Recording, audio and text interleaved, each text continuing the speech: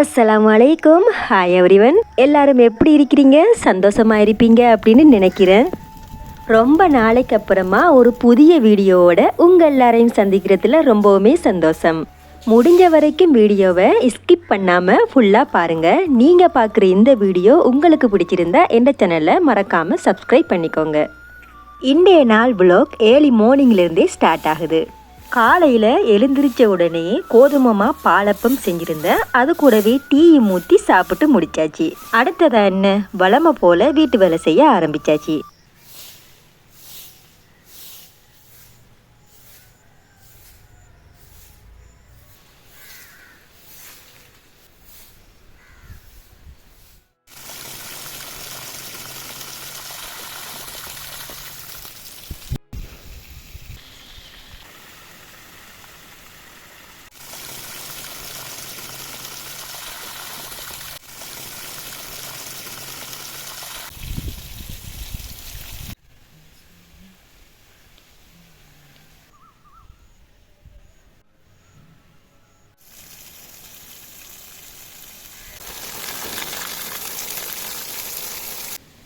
காலையில் வீட்டு வேலை முடிஞ்சால் அடுத்ததாக சமையல் வேலை தான். இன்றைய சமையலில் வீட்டு தோட்டத்து மரக்கறி ஒன்றும் சேர்த்துக்க போகிறேன். நம்ம இருக்கிற இடம் சின்னதாக இருந்தாலுமோ பெருசாக இருந்தாலுமோ நம்ம இருக்கிற இடத்துக்கு ஏற்ற மாதிரியும் நம்மட தேவைக்கு ஏற்ற மாதிரியான பயிர்களை நாட்டி பாருங்க. நம்மட சின்ன சின்ன தேவைகளை நாமளே பூர்த்தி செய்கிற மாதிரி இருக்கும். நம்மட தோட்டத்திலிருந்து நம்மட கைகளாலே காய்கறிகளை பறித்து சமைச்சு சாப்பிடும்போது ஏதோ ஒன்று சாதித்த மாதிரி ஃபீல் ஆகும் இல்லையா? கெமிக்கல் இல்லாத ஆரோக்கியமான சாப்பாடாகவும் அது இருக்கும்.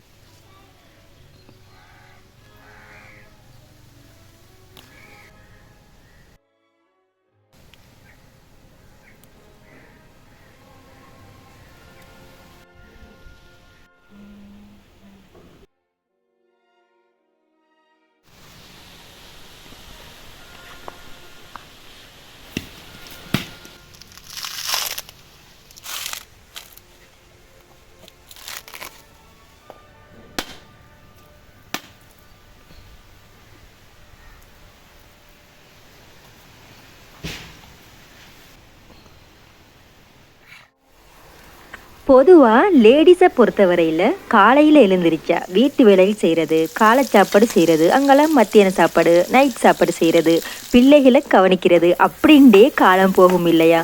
ஒவ்வொரு நாளும் அதே வேலை திரும்ப திரும்ப ரிப்பீட் ஆகும்.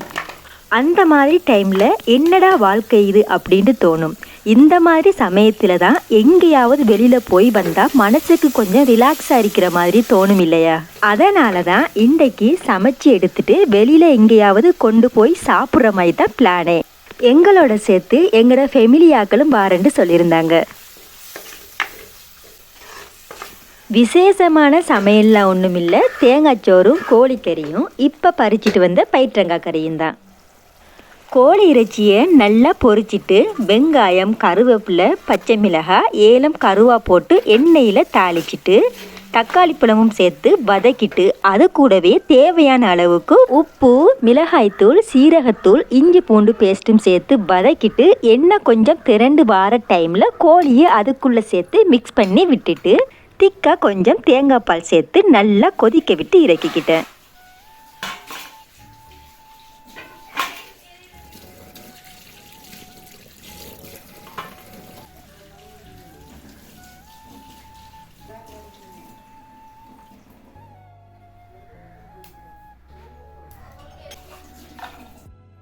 பைத்தங்காயை கழுவி கட் பண்ணி எடுத்துட்டு வெங்காயம், பச்சை மிளகாய், கருவேப்பிலை சேர்த்து மச்சத்துக்கு கோழி பொரியல் கொஞ்சம் சேர்த்துட்டு உப்பும் ஊற்றிட்டு அடுப்பில் வச்சுக்கொள்கிறேன். பைத்தங்காயில் உள்ள தண்ணி எல்லாம் வத்தினத்துக்கு பிறகு கொஞ்சமாக தேங்காய் சேர்த்துட்டு அந்த தேங்காயில் வதக்கி எடுத்துக்கொள்கிறேன். அதுக்கப்புறமா கொஞ்சமாக தண்ணி பால் சேர்த்துட்டு அந்த பாலில் அவிய விட்டுட்டு அந்த பால் கொஞ்சம் வத்தி வார டைமில் கட்டியாக திக்கான பால் கொஞ்சம் ஊற்றி கொதிக்க விட்டு இறக்கிக்கொள்கிறேன். அடுத்ததாக பப்படம் கொஞ்சம் இருந்தது, அந்த பப்படத்தையும் பொரித்து எடுத்துக்கலாம். சாப்பாடெல்லாம் சமைச்சாச்சு. சமைச்சு எடுத்த சாப்பாடெல்லாம் வெளியில் கொண்டு போய் சாப்பிட்றதுக்கு ஏற்ற மாதிரி ரெடி பண்ணிக்கொள்ளலாம்.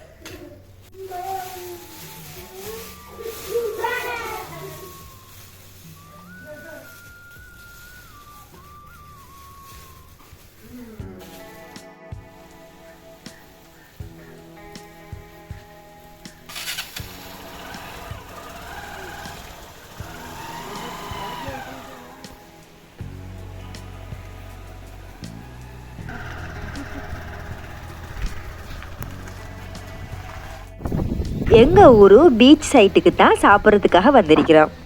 ஆறும் கடலும் சேர்ந்த மாதிரியான பகுதி தான் இது. ஆத்தோர பக்கமாக இருக்கிற ஒரு இடத்துக்கு தராங்க. இப்போ வந்திருக்கிறோம். நாங்கள் போய் கொஞ்ச நேரத்திலேயே ஃபெமிலி ஆக்கள் எல்லாருமே வந்திருந்தாங்க. ஒவ்வொருத்தரும் அவரவர் வீட்டில் சமைச்ச சாப்பாடை கொண்டு வந்திருந்தோம். ஒவ்வொருத்தர சாப்பாடும் வெவ்வேறு விதமாக இருந்தது. எல்லார சாப்பாடையும் ஒன்றா கலந்து ஒன்றா சகனில் போட்டிருந்து சாப்பிட்டோம்.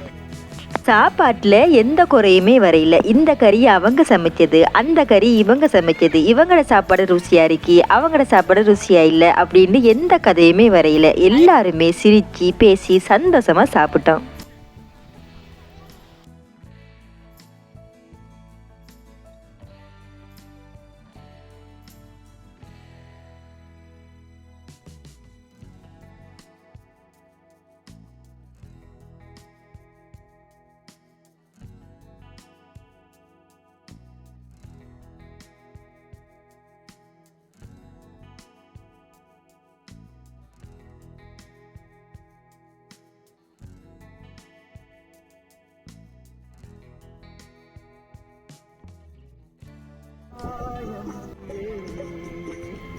இன்றைக்கு நாங்கள் மட்டும் இங்கே வரையில் எங்களை மாதிரி நிறைய பேர் சாப்பாடெல்லாம் சமைச்சு எடுத்துகிட்டு வந்திருந்தாங்க. பீச் ஃபுல்லாகவே க்ரௌடாக இருந்தது.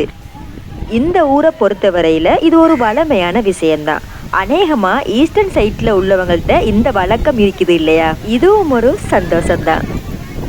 இப்போ எல்லாம் இருக்கிற வெயிலுக்கு வீட்டுக்குள்ளே ஃபேன் காற்றுல இருக்காமல் இந்த மாதிரி இதமான இயற்கையான காற்றுல இருந்து பாருங்கள். மனசுக்கு ஒரு ரிலாக்ஸ் கிடைச்ச மாதிரி இருக்கும்.